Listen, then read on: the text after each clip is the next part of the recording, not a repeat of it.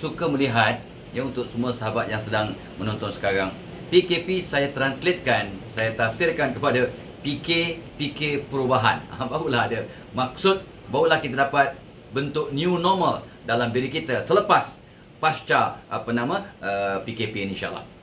So sebenarnya Allah tak beri apa yang kita mahu. Kena ingat hakikat, Allah tak beri apa yang kita mahu, tapi Allah akan beri apa yang kita perlu, apa yang baik untuk kita, dan apa yang kita layak untuk dapat. Justru orang yang bersyukur, dia akan nampak hikmah dan nampak, kata orang tu, berbagai kehebatan, ya, daripada PKP, ya, Perintah Kawalan Pergerakan ini. Tetapi untuk orang yang belum bersyukur, mereka akan nampak PKP ini sebagai satu musibah, satu mehnah, satu perkara yang boleh mengekang kehebatan.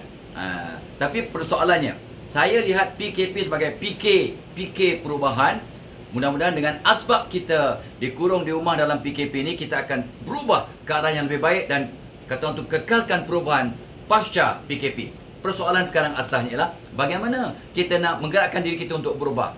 So cari punca masalah dulu. Punca masalah kita tak berubah. Pertama, tak dapat hidayah Allah.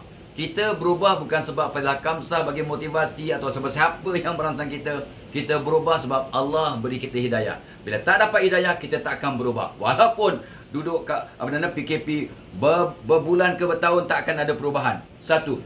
Keduanya, kita tak berubah sebab qalbu kita masih kotor.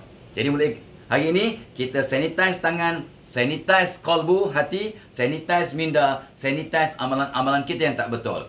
Kedua, ya, kita kata umat kata masih kotor. Yang ketiganya, fikiran kita masih negatif. Kita banyak suzon. Kita banyak berfikiran negatif. Nabi bersabda, Allah bertindak seperti mana yang difikirkan oleh hambanya. Jadi kalau pemikiran kita masih pemikiran lama, yang belum ada anjakan paradigma, kita tidak akan boleh berubah. Sebab Allah bertindak seperti mana yang kita fikirkan. Yang keempatnya, kita kadang-kadang tak berubah sebab tak nampak keperluan. Aku okey apa? Aku okey. Apa nak ubah? Ini dah punca masalah kita tak berubah. Rasa kita dah okey. Ini satu kesilapan yang amat besar. Kita juga tak berubah sebab jahil. Tak tahu apa nak ubah. Tak tahu macam mana berubah. Paling kritikal, tak tahu nak kekalkan perubahan positif yang telah kita lakukan. 5. Yang keenam, kenapa kita tak berubah? Tak disiplin. Untuk berubah, kita kena istiqamah. Istiqamah perlukan disiplin. Jadi kalau tak ada disiplin, forget it.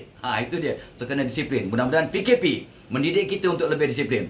Yang ketujuhnya, kita kadang-kadang tak berubah sebab persekitaran yang tidak kondusif, ya. Ahli keluarga pun sama-sama teruk tak nak berubah, ya. Contohlah, ya. Itu yang ketujuh. Yang ke-8nya, kita tak berubah sebab tak kenal diri. Di mana kekuatan aku untuk dikeluarkan, untuk diserahkan? Di mana kelemahan-kelemahan yang patut aku atasi? Tak kenal. Ya. Dan lepas tu kita tak muraqabah, tak merapatkan diri dengan Allah. Jadi susah kita nak berubah. Dan akhir sekali, ini dia, kita tak berubah sebab tak temu titik untuk berubah. There is no turning point. Walhal PKP, ya, sesi pertama, sesi kedua ni masuk sesi ketiga. Mungkin selepas puasa nanti sesi keempat sampai raya baru padan muka kita. Bukan muka siapa-siapa, muka kita lah. Sebab kita tak ingat dia. Baik. Jadi untuk kita berubah, adik-adik anak, PKP, ya, bukan Perintah Kawalan Pergerakan, tapi PK untuk perubahan. PK perubahan. Jadi untuk berubah, satu, muhasabah dan kenal diri, ya. Kita kena mengaku. Langkah pertama kena mengaku, aku ni banyak kelemahan, aku ni ada kelemahan, aku ni ada kesilapan, aku ni banyak benda yang patut aku ubah. Itu langkah pertama untuk kita dapat berubah. Yes, I have a problem.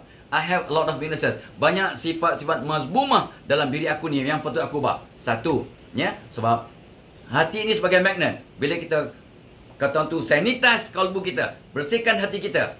Hati yang bersih tarik rezeki. Hati yang bersih tarik sihat. Dibuktikan oleh sains dan sunnah. Ya, seketul daging kalau bersih, satu badan sihat. So hati bersih tarik sihat, hati bersih tarik rezeki, hati bersih tarik sayang. So untuk mereka yang kurang kasih sayang, yang belum dapat kasih sayang yang hakiki, belum dapat jodoh, betulkan hati. Itu sebabnya kita kena ingat balik. So persoalannya ialah bagaimana nak betulkan hati, nak cuci hati. Mudah sebenarnya. Ya, Imam apa nama kata orang tu, Hasan Al-Basri, Nabi dah pesan. Tapi Hasan Basri yang kita mengwar-warkan untuk membunyikan hati, sanitize hati kita untuk mudah dapat kasih sayang, kesihatan, rezeki orang sayang, ialah dengan solat taubat setiap malam, istighfar 100 kali, baca Quran tiap hari, maafkan semua orang, sedekah setakat kemampuan. Ini antara perkara basic yang kita boleh lakukan untuk sanitize kalbu kita. Dan kena ingat, kita kena sanitize minda kita. Dan ikut kajian psikologi bidang saya, 80% pemikiran kita dalam bentuk yang negatif. Kita mudah suzon, bersangka buruk. Ini kajian, bukan pendapat saya. 80% pemikiran manusia yang tidak diintervensikan, digerakkan dengan hidayah Allah, mudah bersangka buruk. Jadi macam mana kita nak berubah kalau kita masih bersangka buruk atau pemikiran negatif? 80% negative thoughts. Jadi kita kena sentiasa husnuzon, ya. Dan kena ingat, saya tak risau tentang pemikiran yang negatif. Kalau kita mula cuci hati kita, sebab hati yang bersih akan merangsang pemikiran yang positif. Hati mengawal fikiran. Jadi bila hati kita dah murni dengan solat, taubat, istighfar, baca Quran, sedekah, ya, dan maafkan orang dan sebagainya, pemikiran kita akan jadi positif insya-Allah. Okey? Dan kena ingat, orang biasa-biasa macam anda, macam saya. Tapi kalau bertindak luar biasa dengan istiqamah, kita akan jadi orang yang luar biasa. Dan ikut kajian dunia, ya, orang yang luar biasa mungkin sekitar 3%. Ya, itu ikut kajian 3%. Ini gulungan yang kecil. Dan mari kita, anda dan saya, berlumba-lumba untuk masuk gulungan yang kecil, yang 3% ini. Caranya, tabiat terbentuk dalam 40 hari. Okey, what are we supposed to do? Langkah 1. Jadi kita kena amalkan, ya, nak jadi orang baru melalui PKP ini. PKP perubahan, bukannya perintah kawalan pergerakan, tapi PKP perubahan. Pertamanya, solat 5 waktu segerakan. Solat sunat, qabliyah, ba'diyah jangan tinggal. Saya tahu semua yang menonton ni semua dah sunat. Dah lama sunat, tapi kita sunat balik. Sunat qabliyah, sunat ba'diyah, sunat taubat waktu malam, sunat tahajud, sunat duha, sunat balik. Cik Syukri pun sunat balik. Okey, solat, ya. Lepas tu yang keduanya, jangan lupa istighfar banyak-banyak, ya. Barang siapa yang istighfar 100 kali setiap hari, mudah-mudahan hati jadi bersih, kepala jadi tenang, amalan-amalan kita akan jadi bertambah baik, ya. Lepas tu selawat Nabi 10 kali pagi, 10 kali petang. Ini benda basic, ya, selawat. Dan betulkan sunnah-sunnah harian. Tidur mengiring ke kanan macam dalam liang lahat. Orang yang tidur mengiring ke kanan akan dapat pahala sepanjang tidur. Bangun tidur dalam keadaan yang positif. Bangun tidur dengan senyuman. Bangun tidur dengan senyuman setiap pagi. Kita akan mengarah kepada jadi orang baru. Asbab PKP, ya. Lepas tu kita masuk toilet kaki kiri merangsang otak kanan. Semua orang tahu, tapi kadang terlupa, terlepas pandang. Tak perasan pun kaki apa masuk bilik air. Ada orang melompat dua-dua kaki sekali masuk bilik air. Rugi. Masuk bilik air kaki kiri merangsang otak kanan. Ni otak kanan ni otak apa? Otak sastra, otak kreatif, otak out of the box, dan yang paling kritikal, otak kanan ialah otak iman, otak tauhid. Jadi otak kanan bila terangsang, anda dan saya mudah dapat hidayah untuk berubah ke arah yang lebih positif. Ingat, PKP ialah PK perubahan.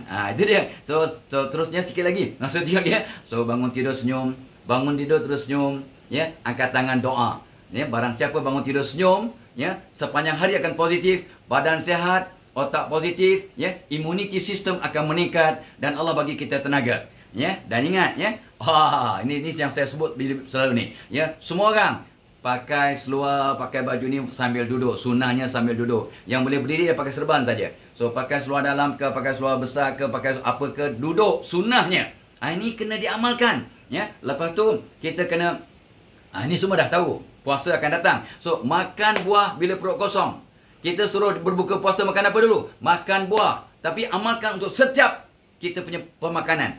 Sarapan, makan buah dulu. Makan tengah hari, makan buah dulu. Makan petang, makan buah dulu. Hebat. Ya. Dan masuk rumah, ini dia pesan Nabi. Barang siapa masuk rumah dengan basmalah dan surah Al-Ikhlas, penghuni rumah dan jiran-jirannya terhindar dari kemiskinan. Jadi mulai hari ini, ya, PKP sebagai titik perubahan. Jangan masuk rumah sebelum Bismillahirrahmanirrahim. Ya, Qul huwallahu ahad sampai habis. Assalamualaikum. Masuk kaki kanan. Wow, amalkan 40 hari jadi tabiat. Barulah ada perubahan, ya. Dan mudah-mudahanlah, ya, kita mula bantu kerja rumah, kita mula bentuk bakat-bakat baru, ya.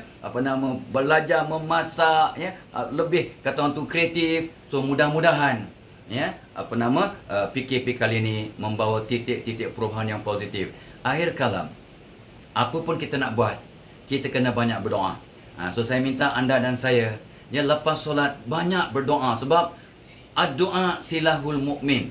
Doa pembuka 12 pintu Google, doa membuang sifat negatif, doa bangun tidur, doa nak tidur, doa nak menghindarkan masalah, doa nak buka pintu rezeki, ya. Ya, contohnya, ya, inna haza larizquna malahu min nafad, ya. Kita nak buka pintu rezeki supaya tak putus-putus, ya. Google, cari ilmu-ilmu baru, doa-doa baru. Moga-moga anda dan saya sentiasa dirahmati Allah, dan jadikan PKP kali ini sebagai PKP perubahan, dan kekalkan perubahan hingga jadi tabiat yang kekal sampai akhir hayat. Wassalamualaikum warahmatullahi wabarakatuh.